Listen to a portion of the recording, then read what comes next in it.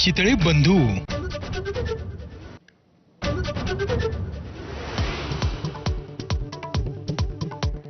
पक्षीय अहंकार बाजूला ठेवत मेळाव्यासाठी झोकून काम करायचं मनसे आणि ठाकरेंच्या शिवसेनेचं ठरलं.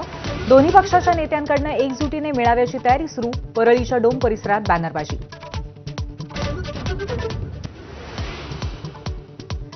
राज ठाकरेंच्या आवाहनानंतर ठाकरेंच्या शिवसेनेकडून पक्षाचं चिन्ह वापरत मेळाव्याची बॅनरबाजी, तर विजयी मेळाव्याचं श्रेय घेण्याचा प्रयत्न आहे का असा सवाल उपस्थित. नियोजित कार्यक्रमांमुळे ठाकरे बंधूंच्या एकत्रित मेळाव्यात शरद पवारांऐवजी जयंत पाटील जाणार, तर मेळाव्यावरनं काँग्रेसचं मत आघाडीच्या आड येणार नसल्याचंही स्पष्ट केलं. शिवसेनेची पक्षांतर्गत निवडणूक प्रक्रिया महिनाअखेर पार पडणार. 2003 नंतर प्रथमच घटनेनुसार निवडणूक. मुख्य नेता या पदासाठी एकनाथ शिंदेंनाही निवडणुकीला सामोरं जावं लागणार. कंत्राट आणि टेंडरच्या मागे लागू नका. आपल्या पक्षाचे संस्कार वेगळे आहेत. मुख्यमंत्री फडणवीसांच्या भाजपा आमदारांना कानपिचक्या. विकास कामं करताना मतदारसंघाचं भलं लक्षात घेण्याचाही सल्ला.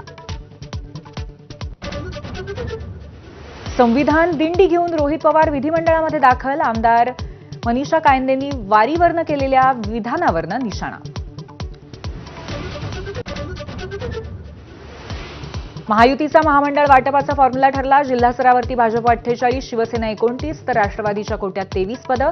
138 महामंडळांवरती 750 सदस्यांची वर्णी लागणार. केंद्रीय गृहमंत्री अमित शहा रात्री पुण्यात दाखल. बाजीराव पेशवे यांच्या अश्वारूढ पुतळ्याच्या अनावरण सोहळ्यामध्ये उपस्थित राहणार आणि इतरही कार्यक्रमांना हजेरी लावणार. अमरनाथ यात्रेचा आज दुसरा दिवस. काल 12,000हून अधिक भाविकांनी घेतलं बाबा बर्फानीचं दर्शन. संपूर्ण सुरक्षिततेसह भाविक दर्शनासाठी रवाना. दुसऱ्या कसोटीमध्ये शुभमन गिलच्या द्विशतकाच्या जोरावरती भारत 587 धावांचा डोंगर भारताने रचला. गिलने ठोकल्या 269 धावा आणि दुसऱ्या दिवसाअखेरीस इंग्लंड 3 बाद 77.